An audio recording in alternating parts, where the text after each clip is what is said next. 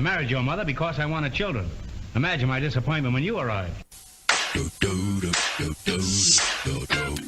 And welcome back. Dave Sussman still here in the chair in hour number 2 at Real Side Radio across the fruited plain at the GCN and Salem Radio Network, 73 stations as well as 7 television stations. And of course, you can find us on the realside.com, therealside.com. And if you hit realside.com/watch, you can watch us live right now and chat with some of the the best radio listeners in all of America. Hey, chat room. How you guys doing? So, just had Amanda on. We were just talking about what's going on in the newsrooms, but before that I went off. I had a rant because I am absolutely furious about what we're seeing happening right now in the city of Angels in reference to the children being held hostage by UTLA, and I made a point stating that this is a Marxist approach to get leftist gimmies pushed through, such as getting rid of the charter schools, no more competition, getting rid of the police.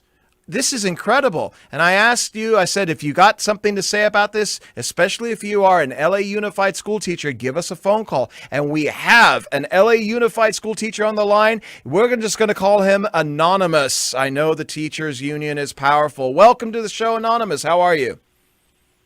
I'm doing well, Dave. How are you doing tonight? I'm great. Thanks for giving us a call. So, based upon what I'm looking at right now, do you concur with my and a lot of people's perspective that this is, in essence, the UTLA holding the children hostage for leftist causes? I absolutely, agree with you 100%. Being a member of that horrible union myself, I can tell you personally that some of the mandates that they want, some of the demands that they're asking for, it's more than just the closing of the charter schools and the shutting down of the police. It's Medicare for all, run health care, a statewide wealth tax, housing for the homeless fully funded, financial support for undocumented students and families, a federal bailout because of the CARES and HEROES Act didn't provide enough money that they needed and everybody fell short. It's everything other than what would be best for the child. So that's incredible to me.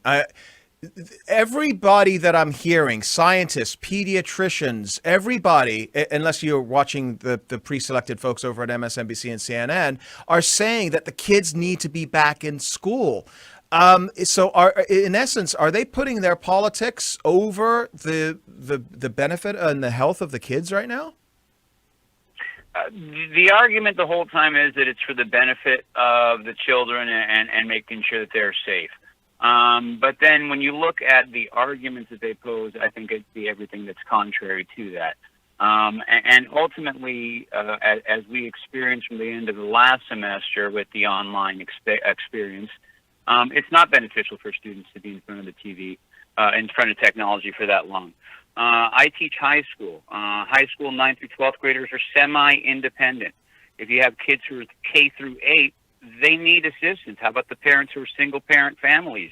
How about the parents who have special needs children who need additional assistance for their student?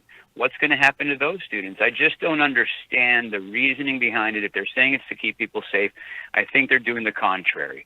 New York just had a study come out where they asked the people who had contracted the COVID, where are they coming from? And it's in these packed housing urban communities. And it's obvious. And we're sending our kids and keeping them in those environments. And it's going to do much more harm, I believe, than the good that they say it's going to do. We've got Anonymous. He is a high school teacher in the U.S., the LAUSD, Los Angeles Unified School District. And the union this week essentially just shut down going back to school unless their demands were met, which are a whole series, a litany of leftist demands. Let me ask you, you're here on the radio. This is a nationwide show, 73 stations. You can't say your name. Are you concerned that the union will come after you or fight you in some way? Because I've heard from a lot of teachers that I know personally that say they think that kids should be back in school, but they're afraid of the union. Yeah, you know what, Dave, to be honest, keeping it anonymous is the best way to do it with the union, because they have very powerful allies, as you well know. And the leftist cause and the way the left does their business nowadays would be very harmful, not only to my personal experience, but my family's as well. So keeping it anonymous is the best way. But yes, Do I believe that they would come after? Absolutely. And there's not a lot of people who think like me. I'm one of those rare birds on a campus that thinks opposite of what the flock usually thinks, which, in today's day and age, makes it very dangerous for one. So what are we looking at for LAUSD? What is it, the largest school district in the nation or the second largest? It's the second largest, and what was announced the other day by our superintendent is that at least through the fall semester, which carries us through the November election season, we're going to be online absolutely 100%. Now, what's going to happen, Dave, is that the other smaller districts across the state, which have already decided to open in some hybrid fashion or some other form, they're going to start looking at what the large districts are doing. And my fear now is that those smaller districts are going to do the same thing as LA, and they will go to online 100% as well. And once again, my concern is for the single-parent families, parents of special needs individuals, and the fact that students need to have interaction with not only adults, the teachers, but other students as well. And to be real honest with you, Dave, my magic is done in the classroom, face-to-face with my students, not online through a Zoom meeting. What options do you have? Because when you take a look and you dig into the weeds, it says the union says that 80% voted to shut down, to not reopen. 80%. Are those real numbers? And if so, you're done, right? There's no arguing with them. Yeah, the 80%, I believe, was a survey they did. I'm not positive about that, but I think it was a limited sample survey, and that's what it comes from. But I can tell you, just from my experience, there's many who are in education who don't mind it being shut down, who don't mind it being closed. As much as they say they want to be with the kids, and they do, their health and their fear for their safety is number one, and that is going to override what the health and the welfare of the child is going to be, unfortunately. So are there any remedies to this? As what I can see right now for this, I don't see a remedy, to be honest with you. We can protest, parents can protest, but I don't see with Governor Newsom and his new edicts that he's passed down in the last couple of days as well. I think it solidifies their position, actually. And as you'd been mentioning earlier, I think these are some of those tactics that are used on the left. I've been told I'm cynical for saying it, but I think they want to push this through the election because it's the only way that they'll get a mean orange man out of office, and this is what they have to do. And so they'll continue on this path.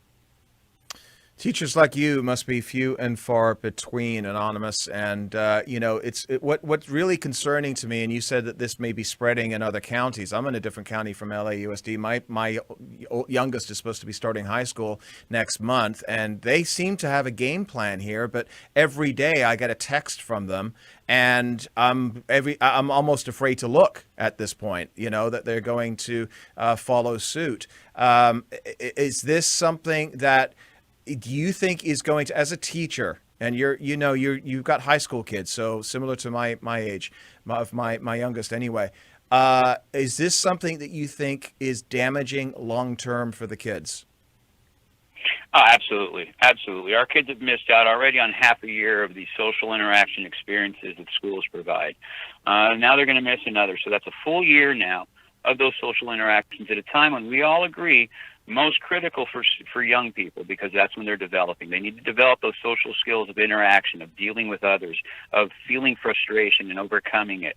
All those things are gained through interactions with not only teachers but other students as well. And that is completely lost. You cannot replicate that no matter how good you do on an online platform. You can't replicate that on a computer.